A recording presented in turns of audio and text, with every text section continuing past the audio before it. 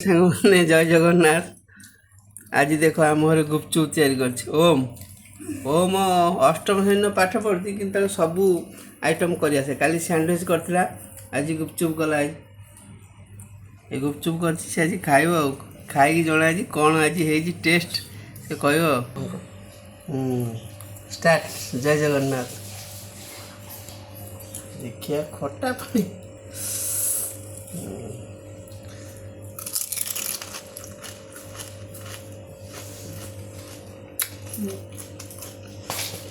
ଆଉ ଟିକେ ସାଇଜ୍ ଲୁଣ ପଡ଼ିବ। ସାଇଜ୍ ଲୁଣ ପଡ଼ିଲେ ଆଜି ହେବ ଟେଷ୍ଟ।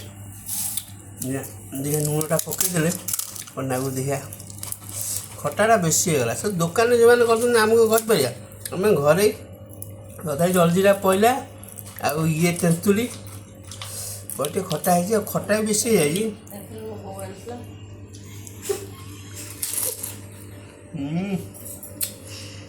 ମନ ମୁଗ୍ଧ। ମୁଁ ଏବେ ଖାଉଛି। କ'ଣ ନାଗୁଛି? ଖଟା ଜୋରେ ହେଇଛି ଆଉ।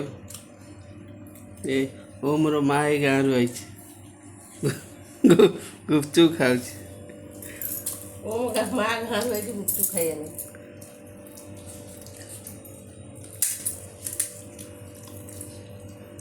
ଦୋକାନରେ ଯାହା କରିବା ଆମକୁ କରିପାରିବା ନା କ'ଣ?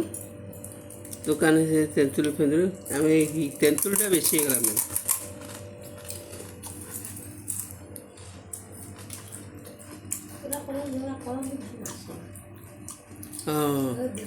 ଆମେ ଘରେ ଘରେ ଭଲ କରି ଖାଇବା ନା, ଦୋକାନରେ କ'ଣ ସିଆଡ଼େ କୋଉଠି କରି ଖାଇବା। ସାଙ୍ଗମାନେ ମୁଁ ରଖୁଛି। ଆପଣମାନେ ଗୁପଚୁପ କାହାର ପ୍ରିୟ ମୋତେ କମେଣ୍ଟରେ କହିବେ। ଓମ୍ ଏଟା ନିଜେ ତିଆରି କରିଛି। ଗୁପଚୁପ କିଣିକି ଆଣିଛି, ତାକୁ ଛାଣିଲା, ଆଳୁ ପାଳୁ ନିଜେ ଚକୁଡ଼ି ଖଟା ପାଣି କରିଛି। ଓମ୍ର ତ ଗୁପଚୁପ ପ୍ରିୟ। ଆଜି ଆମର ପକୁଡ଼ି ଛଣା ହେଇଥିଲା, ପକୁଡ଼ି ଖାଇଲାନି। ଓମ୍ କହିଲା ଗୁପଚୁପ ଖାଇ ମନେ ଖାଅ। ସାଙ୍ଗମାନେ ଯଦି ଆପଣମାନଙ୍କୁ ଏ ଭିଡ଼ିଓ ଭଲ ଲାଗିଲା ତ ଆପଣ ଲାଇକ୍ କରିବେ, କମେଣ୍ଟ କରିବେ ଆଉ ସବସ୍କ୍ରାଇବ୍ କରିବେ। ଆମ ଛୋଟ ପିଲା ଓମ୍ ସେ ଚାହୁଁଛି ମାନେ ଯେଉଁ ୟୁଟ୍ୟୁବ୍ କରିବା ପାଇଁ, ତା ଲାଇକ୍ ସବସ୍କ୍ରାଇବ୍ ହେଉନି ବୋଲି ସେ କରୁନି। ପ୍ଲିଜ୍ ଆପଣମାନେ ପ୍ଲିଜ୍ ଯେତେ ଲୋକ ଦେଖିବେ ପ୍ଲିଜ୍ ଲାଇକ୍ କରିବେ, କମେଣ୍ଟ କରିବେ, ସେୟାର କରିବେ। ରଖୁଛି। ଜୟ ଜଗନ୍ନାଥ।